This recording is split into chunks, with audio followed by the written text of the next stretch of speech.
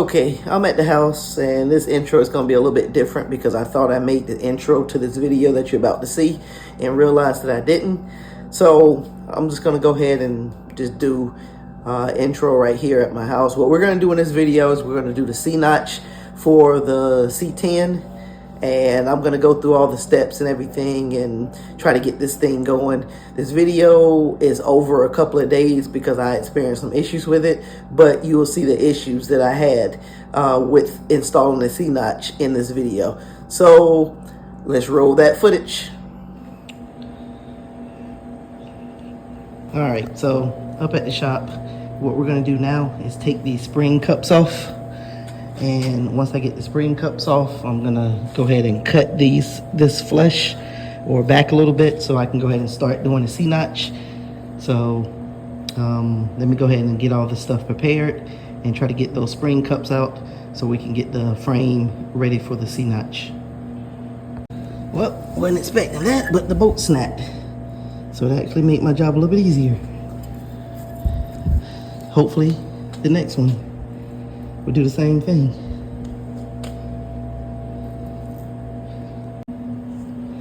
All right, so the second one broke as well. That's the top of it, and the bottom of it still stuck in the socket. So I couldn't have asked for anything better. All right, so both sides are cut off now. You can see they're flesh. And let's go over to the other side.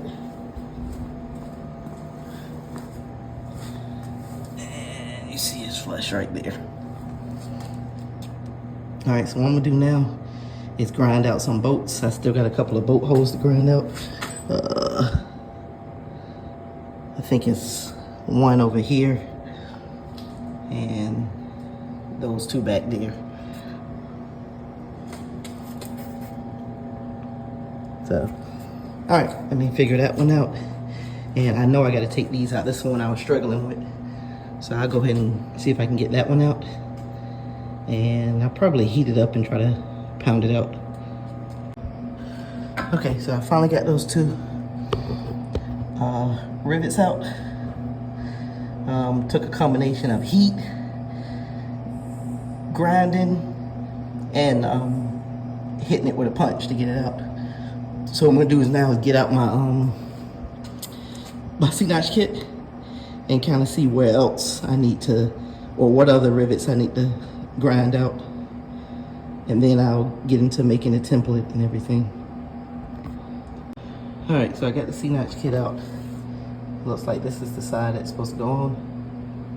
I'm gonna double check the other side, but so far it looks like these three rivets are gonna have to come out, which is not an issue because there's bolts that go through them. And that should hold that perfectly fine. So let me just double check it to make sure I got the right side, and before I start grinding stuff off. Clearly that's not it. So yeah, you can't mix up these sides. So that was the right side. Let me measure the other one also so I can just do all my grinding and cutting at the same time. All right, so I came back to the video. For some reason, I don't know why I was thinking, I'm not cutting the top of this thing out, I'm cutting the bottom out. So the rivets up here, whoa, what's going on with my video? Hold on. All right, that's better. All right, so the rivets up here are not gonna get in the way. So I don't need to touch those. So the ones I do need to grind off are going to be that one right there, because the bolt's gonna go up through there, and this one right here. And I already did those back too, that go right there. And the other side is going to be that one right there, this one right here, which I think there's a bolt right there. Yep. And I think that's it. Yeah, there's no other ones up under there. Now I have to drill a hole to get the bolt to go up through the bottom, but that's all from that. So let me go ahead and start grinding those off now, and I'll come back to the video. All right, so running into the same issue. Got the head cut off the bottom of it and trying to cut the head off the top. But the problem with the top is I can't get a saw in there, a grinder or anything. So I tried using the air chisel. It worked a little bit, but I still ended up having the same issue. So I might try some heat to it. Seemed to work in the back.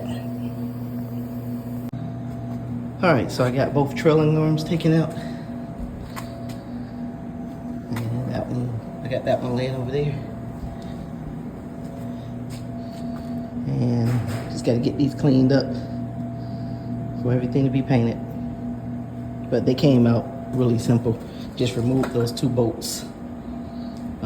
Those two bolts right there. And they came right out. No issues at all. All right, so I just realized, I said I didn't want to cut this parking brake cable, but I'm not going to be able to reuse this cable because I'm converting to disc brakes in the rear, and this cable is not going to work.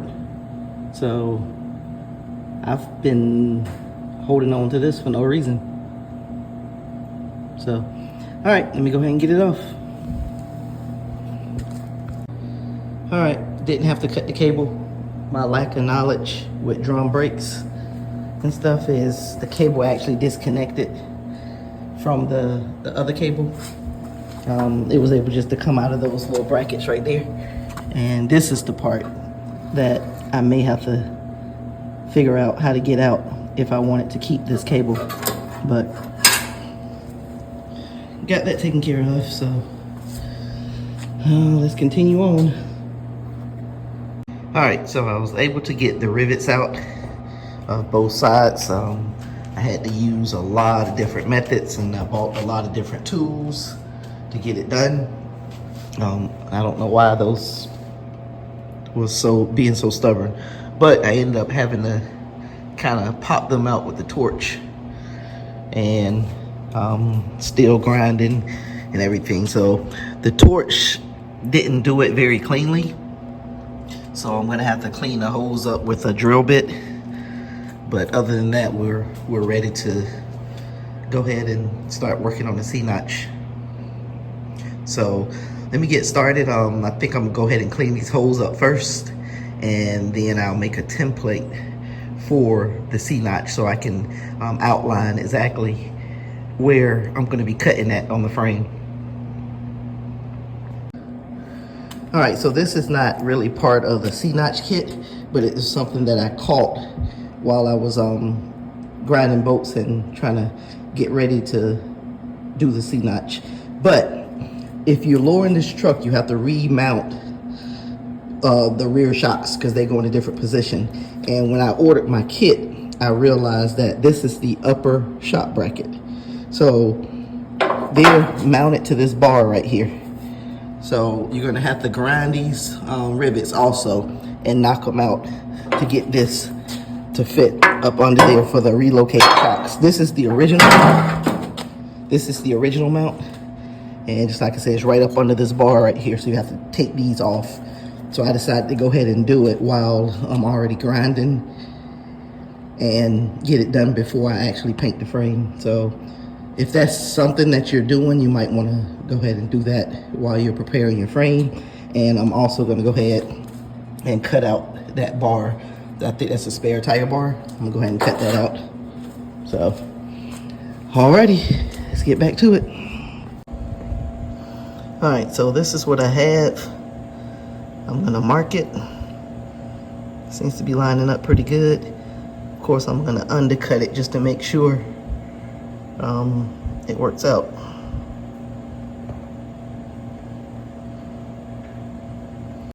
All right, C-notch is in on this side. Bottom bolts are tight.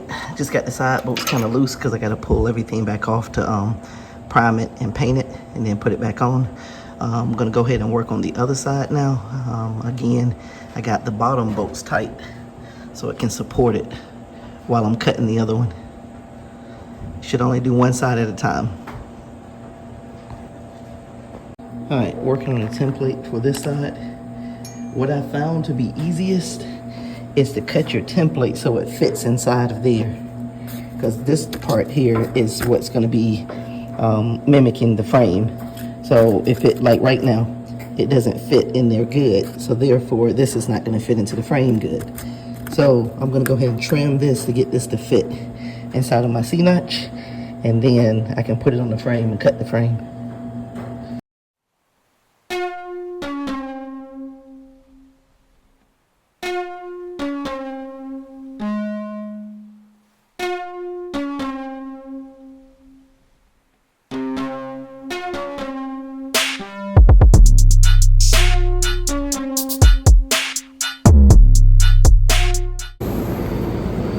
Alright, just spray some primer on the part that I just cut.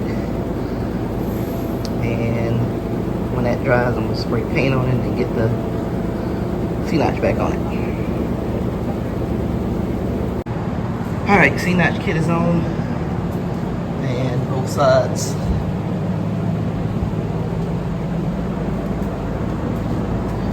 And I also primed and painted underneath where I cut out to make sure it doesn't rust. And these C-notch kit itself, when they come, they're unpainted and they're oily, so you have to make sure you wipe them down with acetone and get all the oil off before you prime it and paint it, which I did. So alright, this is it for the C-notch video. Let me go ahead and close out the video. Alright, so just finished up the C-notch. What you didn't know is it actually took me a couple of days. It was actually a lot harder than I thought, not because of the process, but because it required a lot of the tools. I used the blowtorch to get the rivets out. The rivets was the hard part. So once you get the rivets out, everything else is pretty easy. So it took me a while to get the rivets out by grinding, cutting, using a blowtorch, all of that just to try to get the rivets out. Once I got the rivets out, I then had some issues with drilling a hole through the frame because all of my drill bits were bad.